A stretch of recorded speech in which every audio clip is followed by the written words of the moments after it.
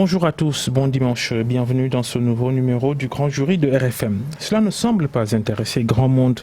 Ce n'est jamais au centre du débat national les nombreux et meurtriers accidents de voitures sur les routes sénégalaises. Au moins 10 morts cette semaine, rien que dans les régions de Fatick et Thiès.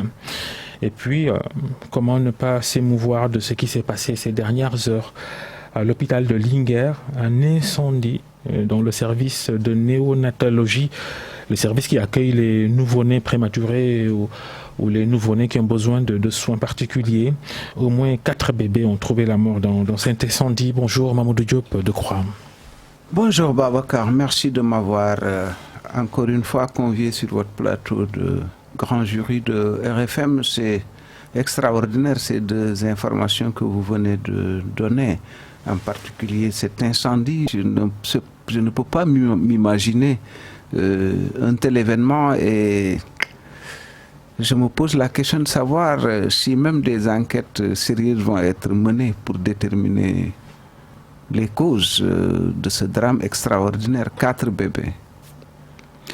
Les accidents de la circulation également, vous avez raison de dire que beaucoup de monde ne s'y intéresse pas. Personnellement, j'avais déjà interpellé le président de la République et le gouvernement le 29 octobre dernier. Je crois qu'il y avait un accident qui avait fait 16 morts et une trentaine de blessés. C'est un problème très sérieux, mais c'est lié encore une fois évidemment à pourquoi, comment expliquer cette indifférence totale sur ces drames? Parce que depuis des décennies, on vit avec ça. Finalement, les gens, ils s'ajustent, voilà, comme on dit, on s'ajuste. Vous savez, c'est très compliqué. Et même, regardez par exemple, la saleté. Bon, finalement, vous vivez avec, vous ne voyez même plus ça. C'est peut-être un autre œil qui vient voir ça. Nous avons de sérieux problèmes. Ouais. C'est quoi l'origine du problème, Mamadou Diop de Croix? C'est la gestion. Parce que tout cela marque les mentalités. Et quand vous avez un environnement caractérisé par l'impunité, le laisser-aller, etc., le manque de rigueur, le manque de rigueur, voilà, le manque de rigueur. Et ça, évidemment, on ne peut pas avoir quelque chose de correct dans un environnement où la rigueur n'existe pas. Voilà. Certainement, il y a une part de responsabilité des dirigeants et une autre, celle-là pour la population. C'est la pédagogie par l'exemple et par le haut qui peut donner des résultats en termes de rigueur.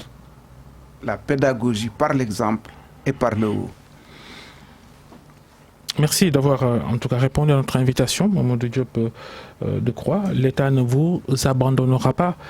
La phrase du président de la République adressée à la jeunesse jeudi lors du conseil présidentiel dédié à l'employabilité des jeunes. Et le chef de l'État d'annoncer un plan d'urgence appelé Khoyoundaouni, une sorte de plan Marshall de Macky Sall. Question, va-t-il marcher? Mamadou Diop de Croix. Bon, vous parlez de plan Marshall, il ne marchera pas ici. Je crois que ce qui s'est passé, cet exercice à Diamniadio, est l'expression de quelque chose qu'on n'a pas nommé. C'est l'expression d'un échec lamentable. Je n'aurais pas souhaité cet échec parce que, évidemment, c'est des millions de jeunes qui sont à la recherche d'emploi. Mais malheureusement, c'est comme ça. C'est un échec. Ce qui s'est passé à Diamniadio est l'expression d'une décennie d'échecs en matière de politique d'emploi. Plus qu'une décennie, hein, parce qu'on peut, jeter un coup d'œil. Depuis 60 ans, on n'a pas réglé le problème. Regardez cette étude menée par l'Université Cheikh Anta Diop de Dakar à travers sa faculté économique et via le CREFDES, le centre de recherche et de formation pour le développement économique et social, qui a produit donc cette étude très fouillée sur le sujet et a produit un document intitulé « Améliorer les politiques d'emploi des jeunes en Afrique francophone ». Et ce document dit que depuis 40 ans, des agences gouvernementales ont été créées un peu partout, mais cela n'a jamais permis une insertion correcte des jeunes dans le marché du travail. Absolument. Au fond, cette étude permet finalement d'établir un lien. Parce qu'il parle de l'Afrique francophone, il ne parle pas seulement du Sénégal. Elle ne parle pas seulement du Sénégal. La conclusion qu'on en tire, c'est que l'Afrique francophone est encore dans les méandres de l'absence de perspective. Parce que simplement, cette Afrique francophone ne s'est pas libérée, n'a pas libéré la créativité, l'intelligence. Pourquoi? Parce qu'on n'a pas opéré de rupture par rapport aux politiques coloniales. Voilà le fondement du problème. On ne peut pas parler d'améliorer l'employabilité ou les politiques d'emploi, etc. Non, parce que ces questions d'emploi sont des questions économiques. Voilà l'erreur de Macky Sall et il ne s'en sortira pas. C'est pas par des décrets. Vous voulez dire qu'on ne peut pas déployer un plan comme ça en dehors de la machine économique existante? Absolument, tout à fait. On ne peut pas en créer des emplois par décret ou par des lois. C'est en construisant une machine économique forte, dynamique, porteuse, que vous pouvez avoir de l'emploi. Alors, on ne l'a pas ici. J'ai lu le discours du président. Franchement, je suis désolé de le dire, il est complètement à côté de la plaque. Le plan de Macky Sall dit la création de 91 000 emplois, en tout cas 91 000 recrutements et 353 000 auto-emplois. Répartis comme suit. Déjà le recrutement de 65 000 jeunes lancés en mai prochain, ça a été déjà annoncé au mois de mars dernier. Vous pensez que tout cela ne se fait pas si on n'huile pas davantage la machine économique? Non, il faut réinventer. Ne me parlez pas de huiler davantage. Il faut réinventer la machine économique de ce pays-là. Quelle est aujourd'hui la structure de cette machine économique? Où est l'agriculture? C'est le principal pilier. Ben voilà. Que devient l'agriculture sénégalaise aujourd'hui? Enfin, depuis... Le gouvernement dit avoir enregistré des récoltes records ces dernières années. Alors donc on annonce des récoltes records. Après, on vous annonce des milliers d'emplois bientôt, etc. Franchement, les Sénégalais, d'ailleurs, bon, Babacar, c'est parce qu'on est en émission. Vous m'interrogez, j'y réponds. Allez dans les grandes places, les Nanoukaï, Ataï, les salons. Personne ne discute de ce discours de Macky Sall. Personne. Personne n'y croit. Alors, moi, j'aurais préféré que cet entretien se transforma plutôt en un échange sur... Mais vous parlez de réinventer la machine économique. Comment la réinventer selon votre vision? Merci beaucoup. C'est ce type, à mon avis, de questions. Allez, répondez. Babacar, non, je suis en train de répondre. Ces commentaires et ces remarques sont des éléments importants de ma réponse. Je considère qu'à partir du moment où celui qui est à la tête du pays ne sera plus candidat en 2024, le débat doit davantage porter... Un autre débat qu'on évoquera, qu'on abordera tout à l'heure. Le débat doit porter davantage sur les alternatives qui puissent mettre fin à 60 ans de galère. C'est ça la question fondamentale. Alors, vous semblez dire une formule magique. Je vous dis que quand on parle d'économie, d'emploi, on doit parler d'abord d'économie. C'est l'économie qui crée des emplois. Ce ne sont pas des décrets et des lois qui créent des emplois. Bien sûr, indirectement, l'entreprise nationale. Regardez l'entreprise nationale aujourd'hui. tous les marchés sont gagnés par des sociétés étrangères. Le président de la Chambre de commerce, M. Mboup, vous a dit qu'en 2019 ou 20, nous avons perdu 3 000 milliards de francs CFA de marché qui auraient pu être exécutés par des entreprises sénégalaises qui ont été gagnées par des entreprises étrangères. Prenez 3 000 milliards de francs CFA, injectez-les dans l'économie, mais vous aurez des emplois de la jeunesse, pour la jeunesse. Donc, et bien d'autres problèmes. Si vous lisez la littérature du secteur privé sénégalais, tout compartiment confondu, CNES, CNP, etc., mais ils vous disent la même chose. Le Sénégal, le gouvernement ne s'occupe pas du secteur privé sénégalais. Et vous voulez avoir des emplois. Cette économie est tirée par les télécoms, les services financiers, etc. Les bénéfices vont à l'étranger. On se glorifie de taux de croissance, 6%, etc. Mais qui tire cette croissance? Regardez l'agriculture, regardez la pêche, regardez l'élevage, regardez l'artisanat, qui aurait pu être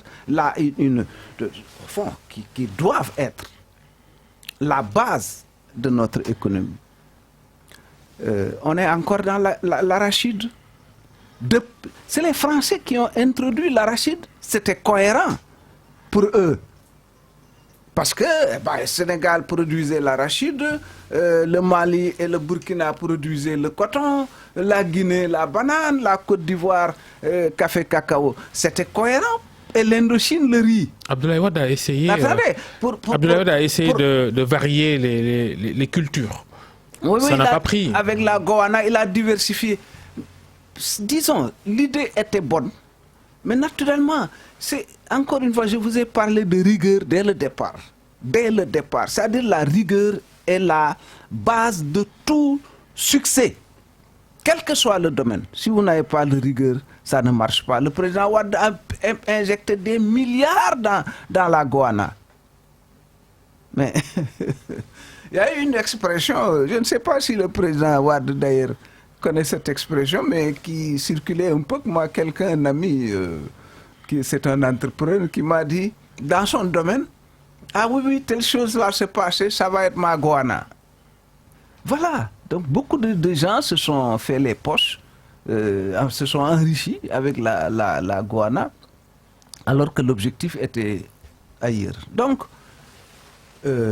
c'est la rigueur d'abord, mais cette filière arachidière, jusqu'à présent, quand on dit agriculture, instinctivement les gens pensent arachide. Est-ce que c'est normal? Quel est le travail qu'il faut faire pour varier, pour changer les mentalités aussi? Il faut développer, avoir une bonne conception de l'agriculture. L'arachide est une filière qui est là, on ne va pas l'éliminer. Peut-être même qu'on peut l'améliorer, même produire plus. Mais rigueur, organisation, etc. Bon, mais la culture du riz. Maintenant, le riz même a été introduit par les Français. Bon, aujourd'hui, même dans les zones rurales, on se nourrit de riz. On importe combien? De centaines de milliards de riz. Le Macky Sall nous avait dit, en 2017, nous aurons l'autosuffisance alimentaire en riz. En 2019, nous avons importé 200 milliards de francs CFA de riz. Donc, échec là également. Nous avons des dizaines de milliards de mètres cubes d'eau que nous pouvons utiliser pour que nos paysans travaillent 12 mois sur 12 au lieu de travailler 4 mois sur 12. Il y a une grosse incompréhension de la part d'une partie de l'opinion de Richard Toll à Bakel. Vous avez des étendues de terre et vous avez le fleuve à côté. Et ça reste inexploité depuis que le Sénégal existe. Absolument. Alors, mais qu'est-ce qui ne marche pas? Mais c'est la vision qui ne marche pas. Ce sont les préoccupations qui ne correspondent pas à ce qu'elles doivent être, en tout cas pour un gouvernement qui est là au service du peuple. Voilà le problème de fond. De quoi s'occupe-t-il? De quoi s'occupe-t-il? Moi, si je suis président... Ce n'est pas la responsabilité d'un seul régime. Hein. Non, non, mais d'accord. Non, je vous dis... Pendant, pas seulement de celui actuel. Depuis 60 ans, mais au moins le président Wade avait quand même cette perception. Il avait cette vision. Bon, il n'a pas eu le temps d'une part, et d'autre part, les réformes nécessaires qu'il fallait mettre en place pour dérouler cette vision-là, il ne les a pas opérées. Vous voulez dire Wade le meilleur de tous? Non, non, c'est pour les présidents qui sont déjà passés, c'est clair qu'il est le meilleur. Il faut dire les choses telles qu'elles sont. Bien. Alors, donc, un secteur primaire, on a 700 km de côte, on a 3 fleuves, on a 200 000 km carrés, il n'y a pas de montagne, il n'y a pas comment dirais-je, de canyon, etc., qui nous empêchent. Nous sommes en plateau. C'est tout. Alors, et cette eau-là, de la terre, et des gens qui veulent s'en sortir, les Sénégalais. Ils veulent s'en sortir. Par conséquent, avec un minimum de vision et d'organisation et de rigueur, on peut effectivement s'en sortir. Regardez l'élevage. Il tire, il traîne, j'allais dire la patte. Ça ne marche pas. Bon, l'artisanat. J'ai été visiter le village artisanal de Guédiawaye. Ils m'ont dit, mais nous, avec la pandémie, le président nous avait promis 30 milliards. Ils n'ont toujours pas reçu leur part de... Rien, jusqu'à présent. Voilà, on n'a rien reçu, etc. Voilà où est-ce que nous en sommes.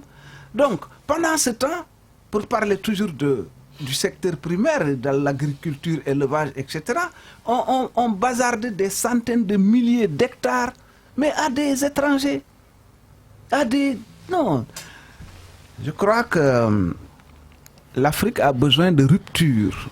Ce rapport, je ne l'ai pas lu, il parle d'améliorer, c'est pas le terme est impropre. Il ne s'agit pas d'améliorer, il s'agit de rupture. On a dû faire... Tout reprendre à zéro. On a dû faire... Tout reprendre à zéro alors hein. On ne reprend jamais à zéro, il y a toujours une base. Le fer de la Falémé, la mécanisation de l'agriculture.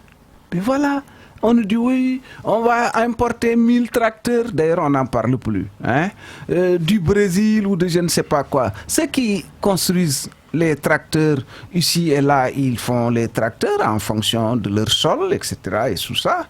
Alors nous, pourquoi on ne transforme pas notre fer de la Falémé pour en faire voilà, l'utiliser dans tous les domaines, ça nous permettrait de mécaniser. Vous ne pas un peu l'idéalisme parce que ça demande beaucoup de moyens. Voilà l'idéalisme. Donc c'est pas possible. Voilà la différence. J'ai pas dit ça. Alors, ça c'est l'industrie lourde. Transformer le fer en fer utilisé pour la mécanisation de l'agriculture, pour les chemins de fer. On n'a plus de chemins de fer. On n'aura pas le développement tant qu'on n'aura pas de chemin de fer. Il va en France avec Alstom, on lui prête 200 millions d'euros. Il fait le BRT qui depuis 5 ans est là, qui a divisé les villes, personne ne peut circuler, etc., etc. Pendant ce temps, au Nigeria, avec 400 et quelques milliards de francs CFA, ils ont fait un TGV de 200 km. Nous, ici, 50 km, 60 km, on met 600 milliards et depuis 5 ans... dans la première phase, 36 km dans la première phase. Alors, et ça ne marche pas. Vous voyez, voilà. C'est-à-dire que ces phénomènes vous montrent la nature du régime que nous avons et, disons, quelle est sa vocation réelle. C'est de servir les intérêts étrangers, mais pas les intérêts nationaux. Alors... Quand on vous écoute, quand on vous entend, M. Diop Decroix, vous n'y croyez pas alors ce plan de relance de l'économie sénégalaise post-Covid-19 expliqué à l'opinion il y a quelques mois par le gouvernement? Alors, je vous ai dit que c'est l'expression d'un échec.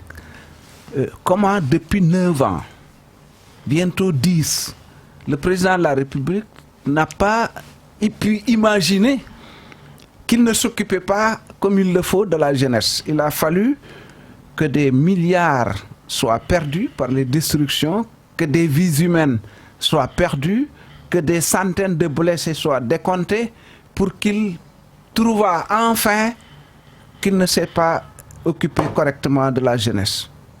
Voilà le problème. Pourquoi ces 450 milliards dont il parle, on ne les a pas utilisés auparavant? On vous parle de DER, on vous parle de ANPEJ, on vous parle de etc., qui existent depuis toujours.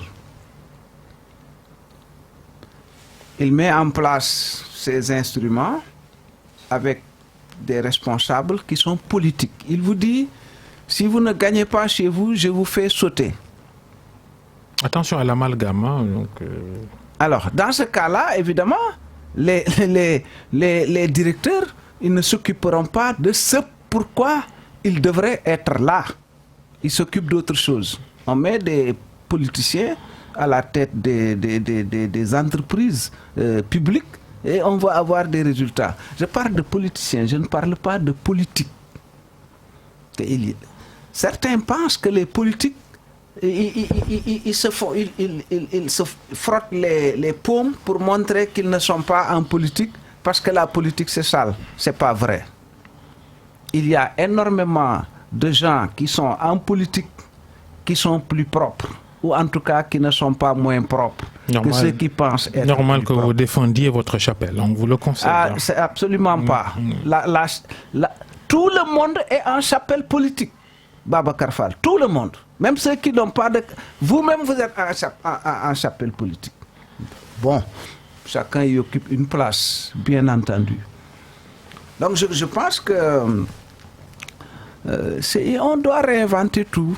On doit rompre avec ce qui se fait depuis 1960 et c'est partout en Afrique francophone. Alors, comment Macky Sall il va dérouler ce plan pour insérer les jeunes dans le marché du travail avec le contexte économique actuel cette économie extrêmement fragilisée par la pandémie de Covid-19? Vous pensez qu'un pays comme le Sénégal peut relever ce genre de défi? Ah oui, les Sénégalais peuvent relever tous les types de défis, mais pas avec un régime comme celui-là. C'est pas possible. Vous voulez demander aux jeunes d'attendre une alternance en 2024 peut-être pour espérer trouver du travail? Non, de toute façon, moi, ce n'est pas à moi de dire à la jeunesse ce qu'elle a à faire. Pour l'instant, c'est le président Macky Sall qui est là. Mais voilà, théoriquement, il est là pour résoudre les problèmes des Sénégalais. Je constate qu'il n'y arrive pas. Bon, mais ça, c'est son rapport avec les Sénégalais. Quelle doit être la conséquence politique pour vous? Il doit dégager. Démissionner? Non, enfin, je ne sais pas. Il faut lui poser la question de ce qu'il doit faire. En tout cas, il doit dégager. Dégager, c'est terminer son mandat et partir? Il dégagera en 2024. Il ne dégage pas d'ici 2024. Il dégagera en 2024. Il n'a pas encore donné sa réponse sur son intention, ses intentions pour 2024. Pas très clair. Non, comme je vous dis, moi je considère que Macky Sall ne sera pas notre adversaire en 2024. Donc il faut qu'aujourd'hui, tous ceux qui pensent pouvoir présenter des alternatives crédibles pour le Sénégal et pour l'Afrique, puisque moi je suis un panafricain, je ne pense pas le Sénégal sans l'Afrique, ce débat de vision, de projet de société, de programme, est devenu plus que nécessaire pour que les Sénégalais apprennent finalement à élire. Parce que jusqu'ici, nous avons appris depuis avec Abdou Diouf à démettre. Mais nous n'avons pas encore appris à élire. Et c'est ça. Quand le président Wade partait, beaucoup de Sénégalais portaient un grand espoir sur le président Macky Sall. Cet espoir est déçu. Les gens ont créé des mouvements rétus par-ci, par-là, etc. Bon, il se pourrait bien qu'après Macky Sall, les choses soient pires. Et si on y prend garde. Qu'est-ce que vous voulez dire par là? Non, que si nous ne changeons pas Et sur ce plan-là, tout à l'heure, vous nous avez un peu taquiné les acteurs politiques. Je conçois parfaitement ça. Nous avons une responsabilité. La responsabilité, ce n'est pas seulement de dire oui, il n'a pas travaillé, il n'a pas réussi, il a échoué, etc. Tout ça, c'est bien beau. Mais que faut-il faire pour que ça marche? Parce qu'aujourd'hui, on dit politicien, il n'y a pas. Voilà. Est-ce que l'opposition actuelle dans sa composition, dans ses différents profils, présente assez de gages pour mériter la confiance des Sénégalais pour faire changer les choses? Non, sur ce plan, je ne peux pas répondre. Je peux répondre pour notre parti, je ne peux pas répondre pour les autres. Ce que je sais simplement, c'est que, en tout cas en Afrique, les acteurs politiques de l'opposition ont une responsabilité très lourde. C'est celle de penser une alternative crédible aux politiques qui sont en place depuis 1960. On n'en a presque pas vu. La Guinée, Alpha Condé, ça devient même un vieil exemple. Il y a le Bénin, Patrice Talon, qui déçoit une grande partie de son opinion.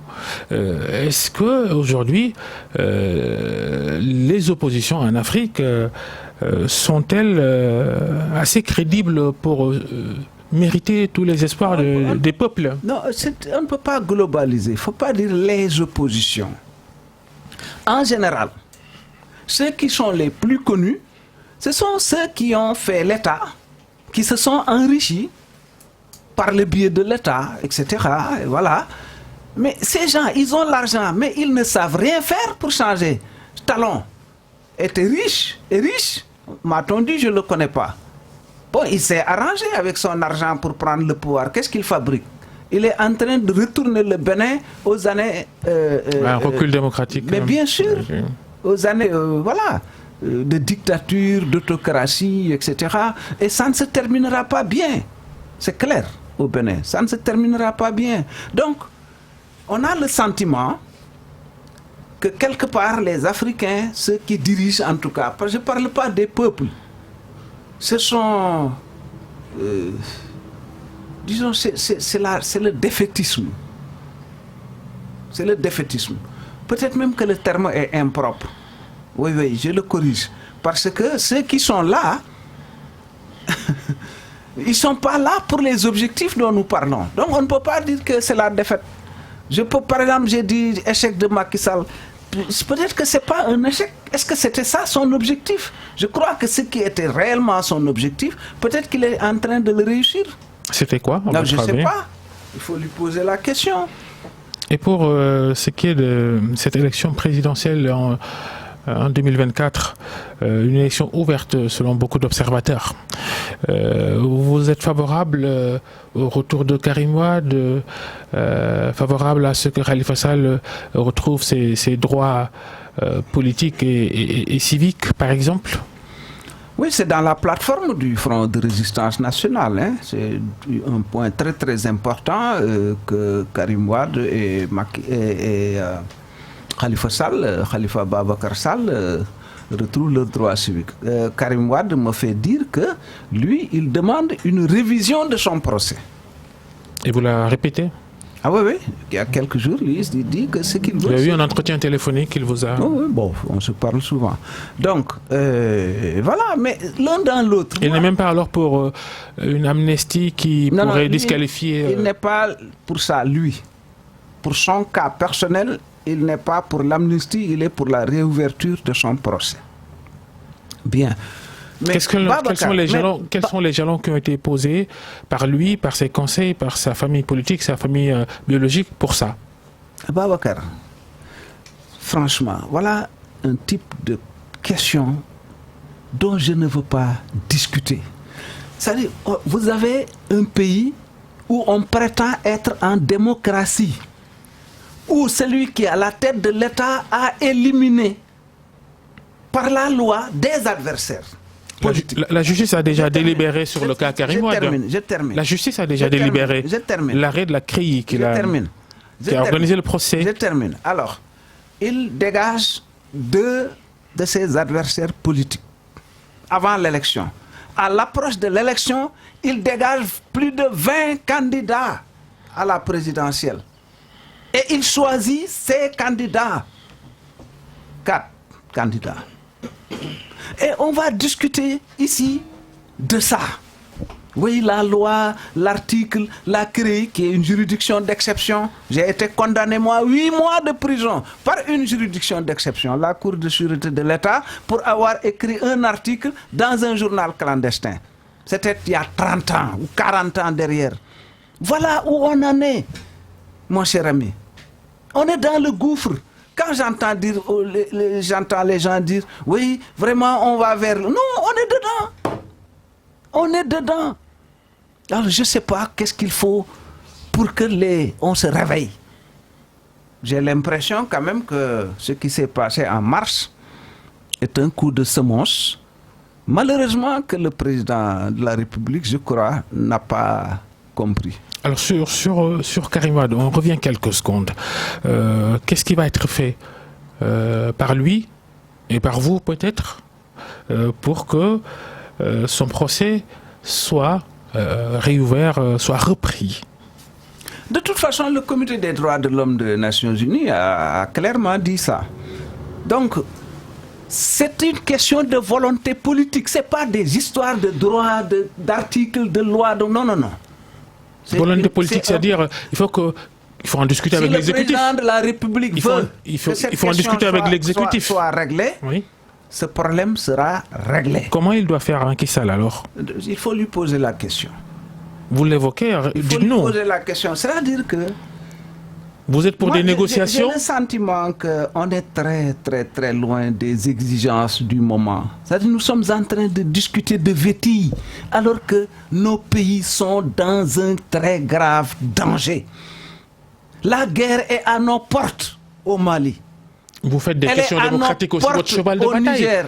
Elle est à nos portes. C'est vous qui submergez l'opinion en Côte d'Ivoire. C'est vous les hommes politiques. C'est vous les hommes politiques qui submergez l'opinion de questions politiciennes. Ne vous en offusquez pas. Quelles sont ces questions? Karim Wade, Khalifa Sall. Oui, élection locale, ça a tenu décembre, janvier. Voilà où on en est aussi. Alors ça, vous allez dire les politiciens. Non, mon cher ami. Mais quand Wade était là, c'est problématique. Vous avez raison de dire qu'on s'occupe de détails parce que l'opposition dit on tient l'élection en décembre 2021, le pouvoir dit non, au plus tard janvier 2022 et on se chamaille pour ça, pour un délai d'1 mois. Alors, c'est la responsabilité de qui ça? Je suis en train, Babacar, vraiment de vous parler des menaces qui pèsent sur nos pays là. Et nous sommes là en train de parler de détails. Oui, c'est la faute des hommes politiques. Fondamentalement du président de la République. C'est-à-dire que Macky Sall aurait dû aujourd'hui prendre de la hauteur, comprendre ces enjeux-là et décider d'apporter les transformations qu'il faut pour que le Sénégal continue d'avoir la stabilité, la paix, mais également de servir quand même de référence jusqu'à un certain point. Malheureusement, je crois qu'on ne le comprend pas. Le terrorisme, justement, la menace terroriste, on y est. Vous avez une lecture particulière sur ce cercle de feu dans le Sahel, la mort d'Idriss Déby. Est-ce que vous pensez que cette menace-là est de plus en plus pressante sur nous, sur le Sénégal? Je ne suis pas dans les renseignements, moi je suis dans la politique. Et c'est le plus court chemin pour comprendre.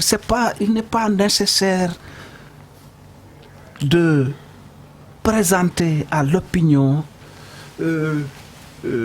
disons, l'idée selon laquelle les problèmes sont compliqués à comprendre. Non, les problèmes sont très simples à comprendre.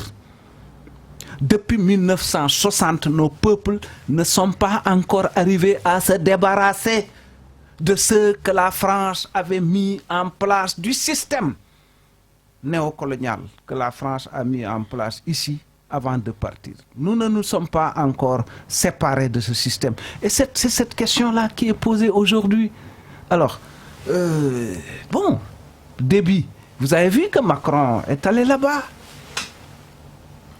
Bon, je ne suis pas en train de mettre tout sur le dos de la France. Non, la France travaille pour ses intérêts. Nous autres devons aussi travailler pour nos intérêts. Et travailler pour nos intérêts, c'est avoir des responsables conscients. L'Afrique ne peut pas être le continent le plus riche du monde et les Africains être les citoyens les plus misérables de ce monde. Mais c'est un scandale. C'est un scandale. Il faut y mettre un terme. Décolonisation totale, comme vous dites. Absolument. C'est quand même impressionnant de penser toujours qu'il y a des bribes de colonisation dans nos pays. C'est pas des bribes. Comment c'est des bribes? Le terre, c'est quoi? Alstom était en C'est pas de la colonisation formelle en tout cas. Donc, Non, vous n'avez plus de gouverneurs blancs, de commandants de cercle, etc. blancs. Non, bon, ben, on a une administration territoriale. D'ailleurs, c'est pas jusqu'à une période récente, on parle de commandement territorial. Ça rappelle ce que nous savons, les chefs de canton. Dans certains pays, l'appellation existe toujours. Le commandement oui, territorial. Africain. Afrique de l'Ouest, oui. Afrique de l'Ouest. Voilà. Eh ben, le président vous a dit que Sénégalais beaucoup nous commander. Et il s'en plaignait. Le même Macky Sall, on parlait de ce conseil présidentiel qu'il a présidé jeudi à Diamniadio. Et il en a profité pour avertir les fauteurs de troubles. Les dernières manifestations, celles de mars, il dit que ça ne se reproduira plus et que l'État sera en quelque sorte prêt. Comment vous commentez cette déclaration? Vous prenez ça pour la posture qu'il faut pour un chef d'État ou vous prenez ça pour des menaces? Je suis triste. C'est une déclaration qui m'attriste. Parce que je vois clairement que l'homme n'a pas compris ce qui s'est passé. Il n'a pas compris. Et malheureusement, je ne crois pas qu'il y ait autour de lui quelques-uns qui essayent de lui dire, de lui montrer clairement ce qui s'est passé. Moi, je m'attendais, dans son discours d'avril, à ce qu'il à le voir revenir sur les émeutes de mars 2021 pour en délivrer sa lecture, son analyse. On peut ne pas être d'accord avec son analyse, mais qu'il présente aux Sénégalais une analyse de cette situation. C'est ça qui aurait montré que le président de la République a compris ce qui s'est passé. Mais il n'en a même pas parlé. Regardez le khalife général des Mourides, Serigne Mountakha Mbacké, qu'il vive encore longtemps en bonne santé. Tout ce qu'il a fait avec les autres autorités religieuses coutumières qui ont tout fait en privé, en public, etc., pour que le calme, la paix puisse revenir. Dans son discours, il n'a même pas évoqué cela. Et ça prouve qu'il y a un problème. Et effectivement, ce problème-là doit tous nous inquiéter. Vous voulez dire que Macky Sall ne s'est jamais plié à la volonté des chefs religieux? Non, ce n'est pas une histoire de se plier à une volonté, etc. Qu'il a piétiné le pacte. La preuve, il s'est adressé à eux pour avoir la paix. Donc c'est pas... Non. Franchement, il faut bien comprendre ce que je suis en train de dire. Je suis en train d'expliquer que celui qui est à la tête du Sénégal n'a pas compris l'essence des émeutes de mars 2021. Et ça, c'est un gros problème pour le Sénégal. Parce que s'il pense... Ça va avoir comme conséquence sa déclaration sur... Oui, alors cette méprise sur... méprise ou mépris? Cette méprise, j'ai dit cette méprise, c'est-à-dire cette incompréhension. Oui, bon, voilà, je vois le jeu de mots. Cette méprise, donc, de l'essence des émeutes de mars 2021 va l'entraîner effectivement à déployer une politique qui sera aux antipodes des solutions réelles à ces émeutes, à ce phénomène-là.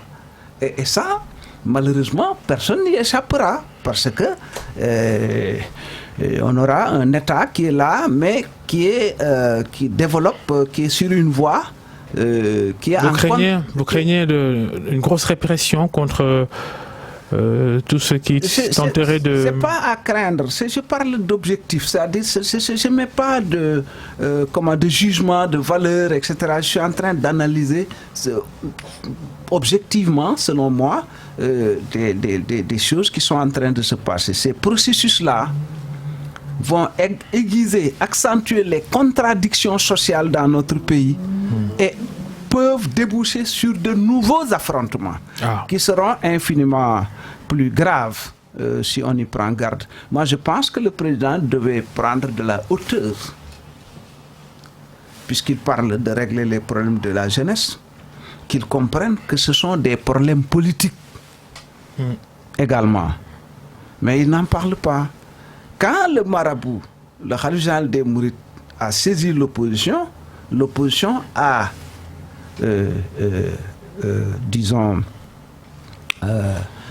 s'est plié à ces demandes, mais tout en lui précisant ce qui était également ses demandes à elle, à l'opposition. Mais ces demandes sont encore entre les mains du président Sall. Il n'en parle pas. Mamadou Diop Decroix, l'invité du grand jury, vous êtes également, au-delà de vos fonctions de leader du parti politique Andjef PADS, vous êtes député à l'Assemblée nationale. Il y a plus d'1 an, on vous a vu vous agiter, c'est pas péjoratif, autour de l'affaire des terres de Ndengler. Avec l'homme d'affaires Babacar Ngom, le patron de Sedima, qui a obtenu un titre foncier de dizaines et des dizaines d'hectares là-bas. Les autochtones ont toujours protesté. Il y a eu médiation et qu'on a laissé des portions à des locaux pour pouvoir cultiver et gagner leur vie. Nous sommes à la veille d'une nouvelle saison de pluie. On est à la limite, c'est toujours le statu quo, puisque l'affaire n'est pas complètement vidée.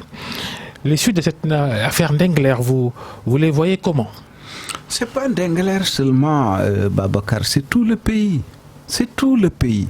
C'est quand je parlais tout à l'heure des problèmes et que j'ai dit la guerre est à nos portes, j'ai évoqué dans notre entretien les centaines de milliers d'hectares qui sont vendus. C'est-à-dire qu'on est en train de créer les conditions d'un embrasement de notre pays. Vous n'exagérez pas un peu? Oui, probablement. C'est ça qu'on va dire. Donc, il ne faut pas en parler parce que si on parle, on exagère. Mais comment vous pouvez arracher des centaines de milliers d'hectares à des gens et croire que ça va continuer à se passer correctement? Non, non. C'est le président de la République lui-même qui dit au ministre Moustapha Souran que Dieu l'accueille en son paradis. Il présidait la commission sur la réforme foncière. La commission de la réforme foncière. Je vous félicite, mais il y a une recommandation que je n'appliquerai pas, c'est le transfert de la gestion des terres aux maires. Il ajoute, si nous le faisons, dans 2 mois, il ne restera plus de terre au Sénégal. Il ajoute, ils vont tout vendre et ils vont vendre cela aux étrangers. Alors aujourd'hui, on parle de 500 000, 600 000 hectares, je ne sais pas combien. Vous croyez que ce n'est pas un problème? Attendez, moi, vraiment, je ne suis pas aussi optimiste que vous. Et sur Ndengler, comment vous entrevoyez l'avenir? Non, c'est la même chose, c'est la même chose. C'est-à-dire que... Est-ce qu'il faut déposséder Babacar Ngom de ces terres-là? Non, vraiment, je ne maîtrise pas le dossier. Moi, j'étais allé rencontrer avec mes collègues députés les paysans. Je les ai écoutés, je suis allé visiter. C'est là-bas d'ailleurs qu'un des vigiles a sorti une arme. Ensuite, nous avons rencontré, nous les députés, Babacar Ngom, qui a donné aussi sa version. Après, j'ai appris qu'il y a eu, disons, un dégel je m'en suis pas... Provisoire, hein? Oui, donc voilà, j'ai soulevé cette question à l'Assemblée, mais dans le cadre global de la politique, ou de l'absence de politique dans ce domaine-là. Je crois qu'on ne peut pas avoir une agriculture fiable et véritable si on ne règle pas la question foncière. Donc, l'un dans l'autre, il y a beaucoup de menaces qui pèsent sur nos têtes et j'ai le sentiment que nous ne prenons pas encore suffisamment l'ampleur de ces menaces. Mamadou Diop Decroix, AJ/PADS, votre parti politique, des derniers remparts de la gauche sénégalaise. Il y a quelques années, vous aviez tenté un grand rassemblement, les grandes retrouvailles de la famille de la gauche sénégalaise. Ça n'a jamais pris. Ce projet est-il définitivement tombé à l'eau ou assiste-t-on justement ou tout simplement à la mort des idéologies au Sénégal? Même les derniers partis politiques qui sont nés ne veulent se réclamer d'aucune obédience gauche-droite. Ça fait partie des problèmes aussi. Celui qui parle de mort des idéologies porte une idéologie. Alors, nous revendiquons évidemment notre identité. Je ne dis pas de gauche, d'avant-garde, parce que nous sommes dans un pays musulman, 95%. Le livre des musulmans a une compréhension de gauche et droite. La droite, c'est ce qui est bien. La gauche, c'est ce qui n'est pas bien. La gauche en France, c'est parce que le président de l'Assemblée, ceux qui étaient à sa gauche dans la salle, avaient voilà, une façon de voir, etc. etc. Et ceux qui la partition de l'hémicycle en gauche et droite. C'est tout. Bon, mais on a importé le concept ici. C'est pour vous ça avez été victime aussi de la colonisation, avouez-le. Oui, tout à fait, oui, bien sûr. Mais je suis de ceux, moi, vous êtes anticolonialiste et en même temps vous... Je remets en cause ces concepts. Je les remets, depuis toujours, je remets en cause un certain nombre de concepts. Ça n'a pas de sens qu'on le dise dans un pays comme le Sénégal. Donc, la seule alternative crédible au Sénégal aujourd'hui, c'est celle-là. Parce que la gauche, vous dites? Oui. C'est la seule alternative crédible au Sénégal. Les politiques néolibérales qui ont été appliquées en Afrique depuis les années 80, fin des années 70, début des années 80, ces politiques néolibérales nous ont mis au fond du gouffre. C'est de cela qu'il s'agit aujourd'hui. Et qu'est-ce qu'il faut pour relever ça? Il faut une vision. Quelqu'un qui n'a pas de vision ne peut pas sortir le pays de ses difficultés. Et là, on ne réinvente pas la roue. On est encore dans le système capitaliste international de l'exploitation de l'homme par l'homme. Mamadou Diop Decroix, l'invité du grand jury, merci. Vous êtes député et leader du parti politique And Jëf PADS, AJ/PADS, du moins une partie de ce parti-là, parce que l'autre revient à votre ancien compagnon Landing Savané. Merci d'avoir suivi le grand jury. Restez avec nous, les programmes continuent. Merci à Yaya. Babacar, je souhaiterais quand même réagir. Hein. Je crois Il nous reste plus de temps. Oui, d'accord, mais bon, vous avez à la fin envoyé quelques salves là. Je crois qu'il faut... Non, nous sommes unitaires. Nous estimons que tous ceux qui se battent contre la situation qui est faite au Sénégal doivent s'unir. Merci. Merci à tous nos auditeurs, à Magui et à ses collaborateurs du service digital. Bonne fin de week-end et le grand jury dimanche.